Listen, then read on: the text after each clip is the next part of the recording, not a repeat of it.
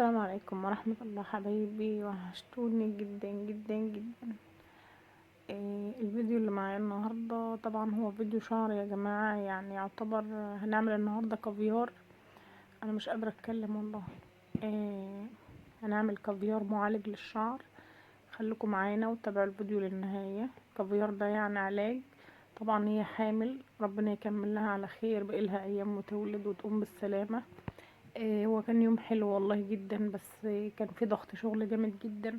حاولنا ان احنا نضحك ونهزر ونرقص يعني لان هي كانت نفسيتها زي الزفت، والدكتور مخوفها، واول مره ولاده وطبعا اول مره بتبقى مرعوبه، والدكتور مقلقها وقال لها ممكن حضانه وممكن انت تدخلي عنايه مركزه. فحاولنا ان احنا نفك عنها، حاولنا نشغلها شوية. طبعا هي كانت حاملة قبل كده من حوالي سنة ونص، انا بقول لها من سنتين، هي بتقول لي من سنة ونص، انا فاكرة ان هو من سنتين. من العيد الصغير اللي فات قبل اللي فات، يعني العيد الصغير ده اللي جاي علينا ده بخير ان شاء الله، التالت. والشعرة بسم الله ما شاء الله، الشعرة جميلة وحية زي ما هي، ولا بتنزل ولا فيها اي مشكلة. فطبعا احنا لو شايفين احنا كنا عاملين لون قبل كده، هو الشعر طبعا فيه شويه اهمال طبعا من الحمل واللي هي فينا، مرضتش اقول لها كده عشان ما تزعلش. ربنا يقويها على اللي هي فيه، يعني كان الله في عونها، ربنا يكمل لها على خير ويقومها بالسلامه يا رب، ويرزق كل مشتاق يا رب. فطبعا هشتغل لها دلوقتي كافيار. احنا دلوقتي الشعر على الطبيعه، حبيت ابينه لكم بعد سنه ونص او سنتين من الفرد.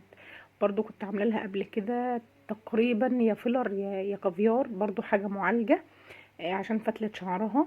بسم الله ما شاء الله، الشعر زي ما هو، حتى لو الجديد طالع الشعر جميل جدا جدا جدا، ما فيش فيه اي مشكله. هي عشان حامل، ويعني يعتبر وزنها برضو زايد شويه، فالحركه صعبه معاها. دعوه حلوه من قلبكم يا جماعه بالله عليكم، ربنا يكمل لها على خير ويقومها بالسلامه يا رب، ويطمنا عليها. ويرزق كل مشتاق، اللهم امين يا رب العالمين. اللهم صل وسلم على سيدنا محمد وعلى اله وصحبه اجمعين. هنبدا الفيديو بتاعنا طبعا كده، هنبدا نوزع الماده. هو كده مغسول وبصوره لكم على الطبيعه، هنبدا نوزع الماده عليه. انا الكلام بيتوه مني والله، يعني بمنتج الفيديو في وقت متاخر جدا جدا جدا، ومحتاجه انام وكده. طبعا الشعر طبعا انا مش عارفه اصور، فبضطر ان انا اصور الشعر يا جماعه.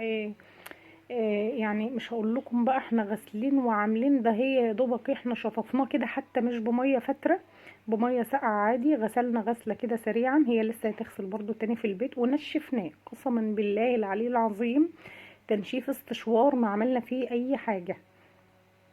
اللهم صل على سيدنا محمد. نشفنا استشوار بس الميه، حتى يعني انا في وجهه نظري هو ما نشفش قوي، يعني مش هقول لكم انا نشفت وكويت تاني، ولا لا لا لا لا.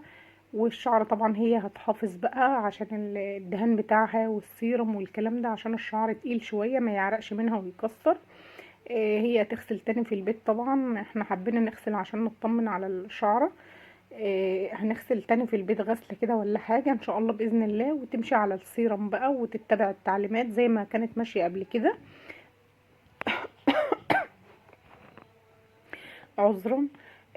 مش عارفه التصوير، الاضاءه ضلمه ولا في مشكله، مش عارفه والله. بس هو الشعر بسم الله ما شاء الله، النتيجه جميله جدا جدا. الشعر في طراوه كده وفي فوليوم.